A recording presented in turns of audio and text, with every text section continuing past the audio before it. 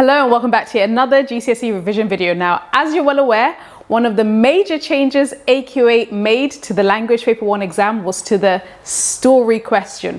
Instead of having to write a whole story from start to finish, students are now expected to write the opening of a story for question 5 if they decide to go for the story option as opposed to descriptive question. Now, one of the things I want to highlight, make no mistake about this, the opening of a story is an AQA asking you, please write the first paragraph of your story and that's it. Write one paragraph and it's one and done.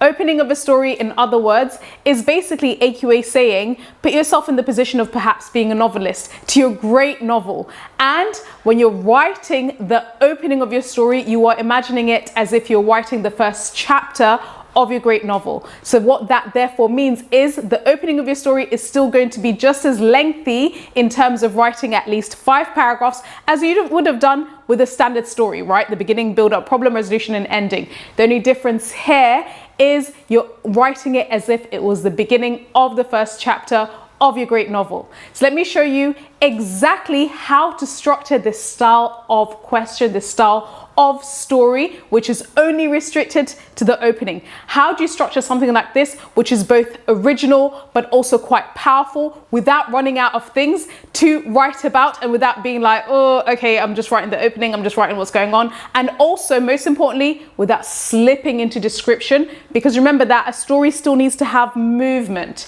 Now, as you can see behind me, I've drawn a diagram, right? So if you've probably watched my other creative writing story video where I talk about the story mountain for a whole story, and this is still one structure that I absolutely love. It's also known as Freytag's pyramid. This obviously is a structure that you follow if you're expected to write a whole story, right, from start to finish, beginning, build up, problem, resolution, and ending.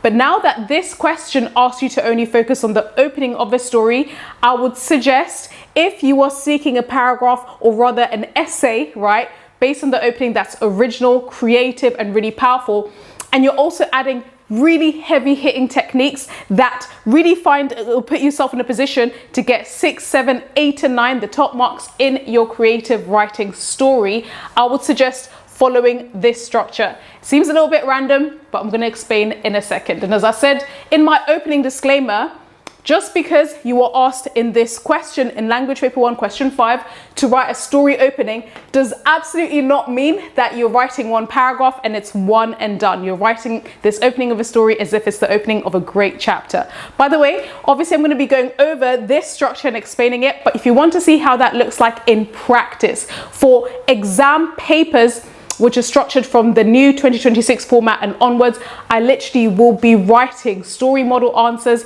both for the opening of a story and descriptive writing in my weekly language, paper 1 and paper 2 GCSE masterclasses. So you don't have to figure that out by yourself.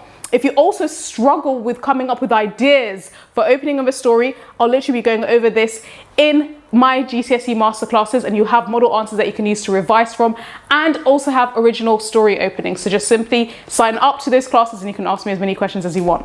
Now, what is a powerful and original way to write the opening of a story? This is how you start. And as you can see here in my diagram, in this circular in this circle that I've drawn, this is basically, I'd like to suggest adopt a circular narrative structure for the opening of your story. Paragraph number 1, step number 1. This is how you start a really powerful story opening. Start at the present. Seems really obvious, seems really clear. What does that mean? What that simply means is in the opening of your story, you're literally presenting your character, your main character, in their setting, right? In the present moment. What are they doing in that moment that we find them in chapter 1? What actions are they doing that really captures our attention as readers? Start at the present, okay?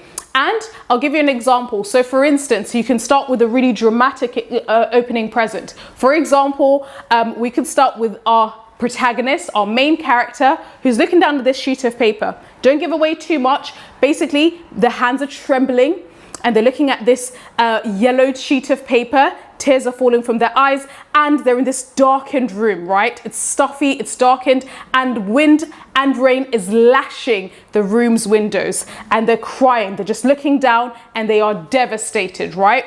already, if you open with that type of paragraph, it's really powerful, captivating. It's a really strong opening for your setting and character. Of course, also make sure you mention pathetic fallacy to set the mood. Of course, if you want to start with a positive mood, you start with things like sunshine and so on, right? But this is just an example. So now that's step number 1. You started with the present. However, paragraph number 2, as you can see here, that I've drawn arrows around the circle, and these arrows are actually going backwards. They're not going clockwise, they're going counterclockwise. Why? Because from step number 1, which is the beginning, the opening, the present, I want to suggest in your second paragraph, in your opening, step number 2, you go into a flashback. And the best way to include a flashback in your winning opening story is by using phrases like, everything had been different just a few hours ago. Yesterday, things had been so different, right? Now, the moment you start incorporating things like flashback, flash forward, you are immediately adding advanced techniques and immediately placing yourself among the top 10% of students who not only show movement in their story, but they're also using really original and powerful techniques, okay? So for example, in my opening setting, in my beginning character paragraph, I'm talking about this character who's holding the sheet of paper, trembling. The rain and the wind is lashing the windows outside. Then the flashback paragraph number 2 is they remember. So now they say things have been different just an hour ago. I was standing in the middle of my grandmother's room deciding what to pack away after she'd passed on, right?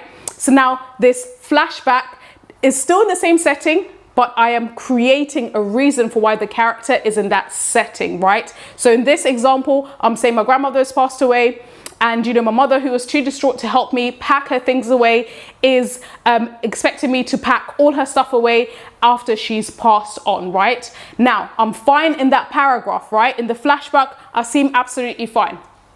But then, as I'm building this opening of my story, I then move on to step number 3, or stage number 3, which is the build up, right? So I've started off with my present moment. Now I've flashed back. I'm in the past. Now, as we are in the past, we go into more detail and depth, right? So now I start building up this story a little bit. I describe how I was in her room looking around. I describe the interior of this room, which is empty. It's filled with memories. I feel really overwhelmed. My grandmother has died, and as I look, I don't know where to start. I'm looking at picture frames, which hold so many memories. I'm looking at her bedding, her duvet. It all carries the scent of my dead grandmother. However, I'm trying to figure out what to pack away, right? So again, what then you do in your build up is describe in lots of vivid detail what your character is doing, how they're thinking. Remember, even when you describe what the character is thinking, what they see as they look around, that is still movement.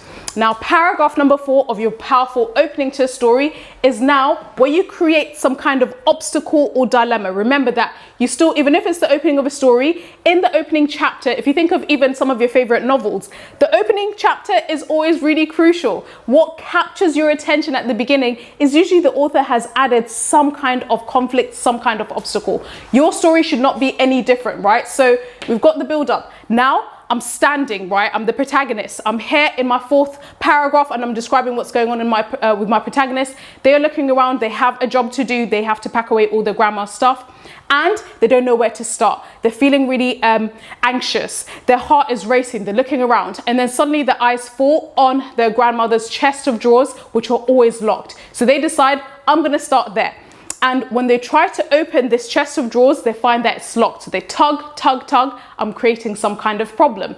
Then I describe how suddenly the hinges break and the drawers come out and all of these sheaves of paper fly out, right? Now I'm then going to finish off my 5th paragraph by going back to the present where we had started. And I will end in a circular way by stating what I see once these sheaves of paper are flying everywhere around me in my grandmother's room, right?